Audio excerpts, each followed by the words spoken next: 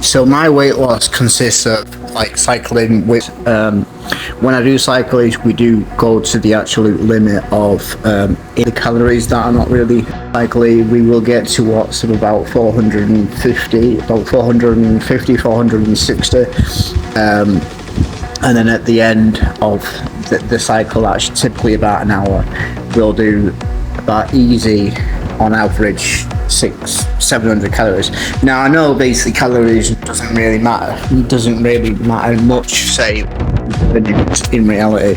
You don't really know how many you're burning, but with me and say calories is the way I kind of came to really kind of get the weight loss down and really to a an okay foundation now. It came down to breaking through on that first 5 pound, first 5, 6, 7 pounds was basically the breakthrough, because I never went from being fat to say having to lose the weight. I always went from being super skinny, and they're not super skinny, but about average skinny, so not super skinny, but not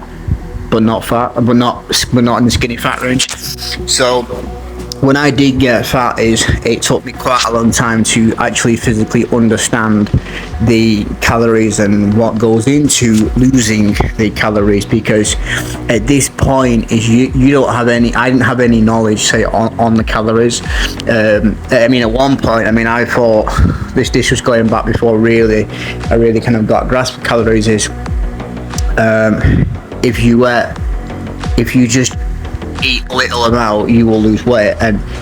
that's how I thought for like a very, very long time. So say you've had one takeaway, basically in my mind it was disruption, because I've blown the weight loss, so I just eat what I want, and that way you're not actually learning. Well, you're learning, but you're basically getting fatter and fatter. So when I eventually did come actually to learn about the idea of on average how many calories it takes to lose a pound of weight, so say 3,500 calories, that's what they kind of say on a scale.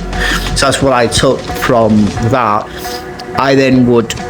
probably, for about the first 20 pounds, would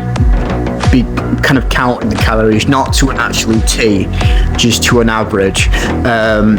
And then when we say, maybe let's say the first 4 inches on the stomach and the chest started to come right, started to go back to how it used to be, and the shoulders started coming rounder again, then we started to let loose of this kind of calorie, so strict with the calories, and began to just relax. We phased in and out of a weight loss, so we'd go 6 months in, we'd gain we'd gain the mass back, we'd gain the strength back, and then we'd phase into a main gaining phase for about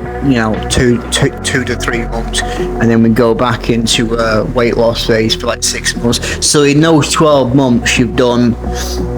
basically done half a stone in 1 month, 6 months, half a stone in the other 6 months, and then that in between the main gaining phase, you're basically just kind of relaxing the calories, allowing yourself to adjust, so then the temptation for so then you can eat things that you want and you're not completely restricted for say so long, and eventually what kind of happens is your body just gets used to it, and then you don't really need to phase in and out, because the phasing in and out of weight loss is more, to me, I found, is when you're new into the weight loss, or you're new to say weight loss, and you've never really had a calorie restriction. You need to phase in and out. You need to phase in and out, because if you don't, you're gonna really, really struggle in the long run. And but you tell me